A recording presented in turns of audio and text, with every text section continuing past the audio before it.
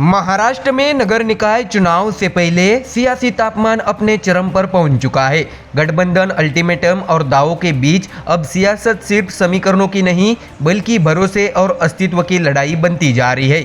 एक तरफ उद्धव ठाकरे की शिवसेना यूबीटी ने शरद पवार गुट को सीधी चेतावनी दी है, तो दूसरी तरफ एकनाथ शिंदे भगवा लहर का दावा कर रहे हैं। इसी बीच आम आदमी पार्टी ने भी बीएमसी में अकेले दम पर उतरने का ऐलान कर दिया है। महाराष्ट्र की राजनीति में इस वक्त क्या कुछ चल रहा है, तो दर्शकों चलिए देखते हैं हमारी ये स्पेशल रिपोर्ट। दर्शकों, आपको जानकारी दे कि नगर निकाय चुनाव की आहट के साथ ही महाराष्ट्र की राजनीति में हलचल तेज हो रही है। सियासी दल न केवल अपनी रणनीति को धार दे रहे हैं बल्कि पुराने गठबंधनों की नींव भी हिलती नजर आ रही है। सबसे बड़ा सियासी संदेश सामने आया है उद्धव ठाकरे की शिवसेना यूबीटी की तरफ से, जिसने शरद पवार की एनसीपी को दो टूक शब्दों में चेतावनी दे दी है। बता दें कि शिवसेना यूबीटी के वरिष्ठ नेता सचिन अहिर ने साफ कहा है कि अगर एनसीपी शरद चंद्र पवार गुट ने नगर निकाय चुनाव में अजित पवार की एनसीपी के साथ किसी भी तरह का गठबंधन किया तो शिवसेना यूबीटी बिना किसी हिचक के उनसे रिश्ता तोड़ लेगी। यह बयान सिर्फ चेतावनी नहीं है बल्कि महाविकास आघाड़ी की अंदरूनी दरारों की ओर इशारा करता है।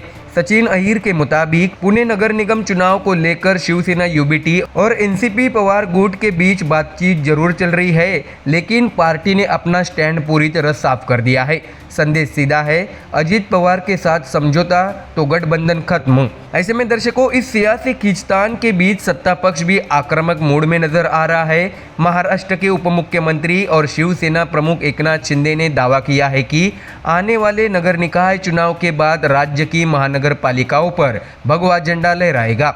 शिंदे ने विपक्ष को सीधे चुनौती देते हुए कहा है कि उनकी पार्टी सहयोगियों के साथ मिलकर विरोधियों का राजनीतिक सफाया कर देगी। तो वही एकनाथ शिंदे ने शिवसेना के पास धनुष्य बाण का चुनाव चिन्ह, बालासाहेब ठाकरे की विचारधारा और विकास का स्पष्ट रोड मैप होने का दावा किया।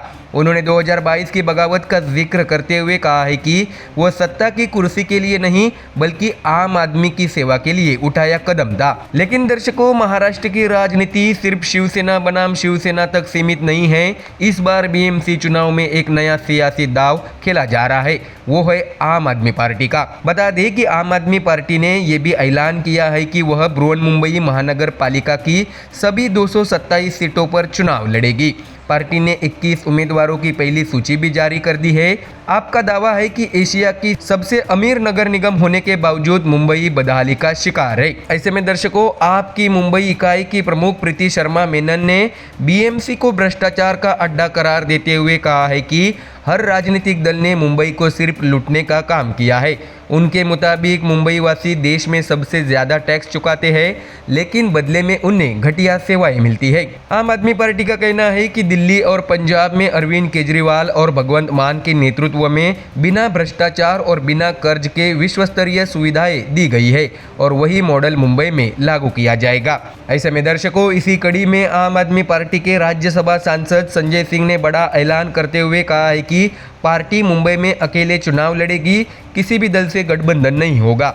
संजय सिंह के मुताबिक पार्टी अच्छे और ईमानदार उम्मीदवार उतारने पर फोकस कर रही है जो आम लोगों की रोजमर्रा की समस्याओं को हल कर सके। उन्होंने ये भी याद दिलाया है कि 2014 के लोकसभा चुनाव में मुंबई ने आम आदमी पार्टी को 3 लाख वोट दिए थे, जो पार्टी के लिए उम्मीद की बड़ी वजह है। ऐसे में दर्शकों, कुल मिलाकर महाराष्ट्र के नगर निकाय चुनाव सिर्फ स्थानीय सत्ता की लड़ाई नहीं रह गए हैं। ये चुनाव तय करेगा कि गठबंधन टूटेगा या बनेगा, पुराने दावे टिकेंगे या ढहेंगे और क्या कोई नया विकल्प जनता को आकर्षित कर पाएगा।